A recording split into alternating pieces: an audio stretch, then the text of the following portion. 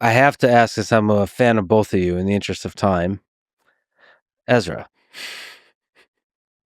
you had an intense debate many years ago with Sam Harris.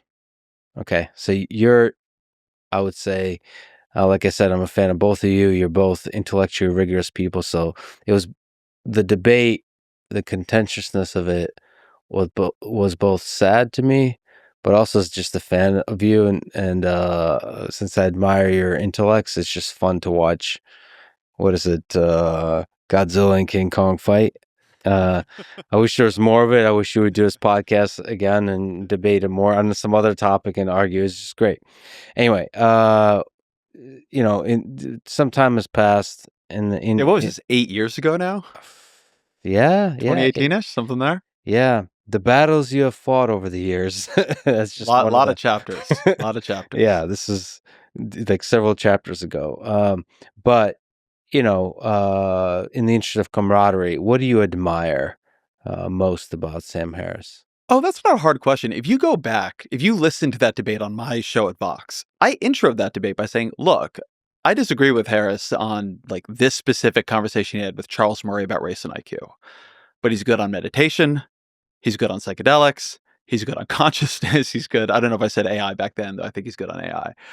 I always felt in that, without going like back into the Wayback Machine, that Sam really thought like he really somehow got where I was wrong, and I thought I offered like a lot of tries for de-escalation, and he did me weirdly the favor of publishing our whole email correspondence. And I think if you read that, you can see that like I was not angling for a fight here. What I admired about him since, I think the thing that he's been good on is he's been very independent.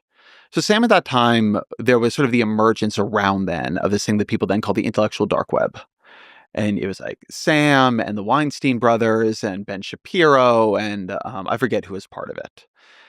And as a bunch of those people, I think, I mean, it kind of split up over time, but Harris has done a good job not falling into conspiracy as the Weinstein brothers did, not letting his anger at the left blind him to the failures of the right. He's a guy, I guess both for better and for worse, as we all are, but he is perfectly willing to stand alone in a crowd. Like, I haven't listened to that much of his stuff lately, but my sense is he's been like quite clear-eyed from my perspective on Donald Trump. So like, I don't think my view is not that Sam Harris is in general a bad actor. It just isn't.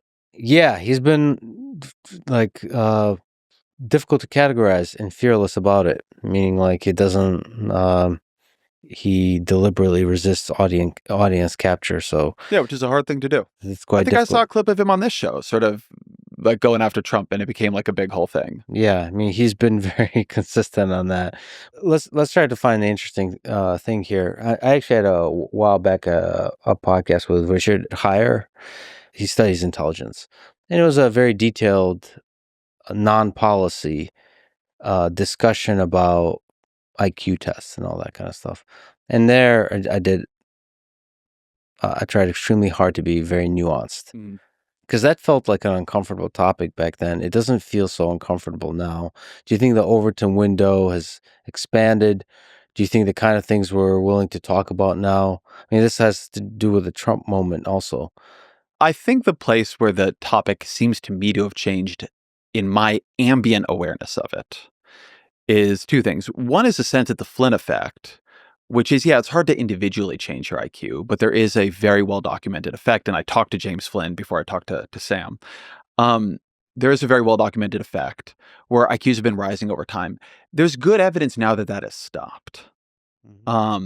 Again, this is ambiently my sense, right? I've read some things like in passing. I did not come to this podcast preparing to talk about IQ, or I would have prepared very carefully. And then there was an interesting FT article just the other day. It was like, have we passed peak human intelligence?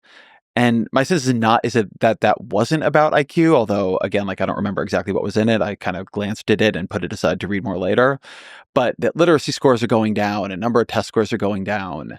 And the sort of sense of the piece was that we are making ourselves stupider by endlessly staring at screens and social media, which I think is probably right. I've had this sort of line since becoming aware of that piece in my head that we spend a lot of time talking about how to get smarter and not enough time talking about how to avoid getting dumber.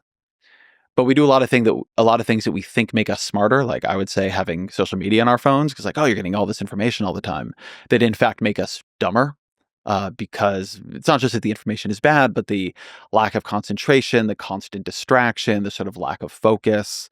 And so my sense is that there is a different kind of conversation here. I'm not sure it's really an IQ conversation, but that there is a sense that we are inflicting a possibly global, certainly societal, cognitive wound on ourselves, right? That's what John Haidt's book is a little bit about, right? That's sort of more coming at it from a behavioral standpoint. But we have, the Flynn effect reflects, right? This is how James Flynn would describe it. The Flynn effect reflects society's putting on, as he, I think, put it, the scientific spectacles. You create societies where we prize things like reading, abstract intelligence, symbolic logic. You teach people in them a lot, and we get better and better and better at doing it. And I mean, reading changes the brain. It changes the physical structure of the brain. You're hijacking parts of the mind meant for other purposes to do this kind of interpretive work. But it's of course possible, just as we became societally connected and then made more and more widespread technologies like literacy that changed our brains and led to the increase in this thing we call G, right? G intelligence, and decreases in other things, right? Like I'm really shitty at knowing which direction I'm going into. The sort of part of my brain that does navigation is terribly atrophied compared to somebody in a more in a society that did not have Google Maps. It's entirely possible to go too far in that, right? It's entirely possible to move on to technologies to begin to weaken that. I have this concern very profoundly about AI, by the way, which obviously you have a lot of your roots in. And there are parts of AI I'm very optimistic about, but my biggest concern about AI is we're going to make ourselves much stupider without realizing it. Because the things that are easy to automate in AI, which is like getting the AI to summarize the reading of something, or getting AI to write the first draft of something, that's where all the intelligence happens, in my view. Mm-hmm. I think, one advantage I have over a lot of other podcast hosts who superficially do what I do, probably this is true for you, I'm sure this is true for you, I know, is that I really do the reading. No summary is equivalent to me doing the reading and sitting there and making the associations myself and spending the time in the book and then like sort of thinking about what it brought up in me. I write the first draft. ChatGPT cannot write the first draft of my book. The first draft is fucking hard to write. And it's often hard because like it's completely wrong, but not because it's narrowly wrong, right? ChatGPT will never tell you that the problem with what you're trying to do is that you're just trying to do the wrong thing. It'll never tell you, if you tell it to write a first draft, that's the wrong direction for this draft.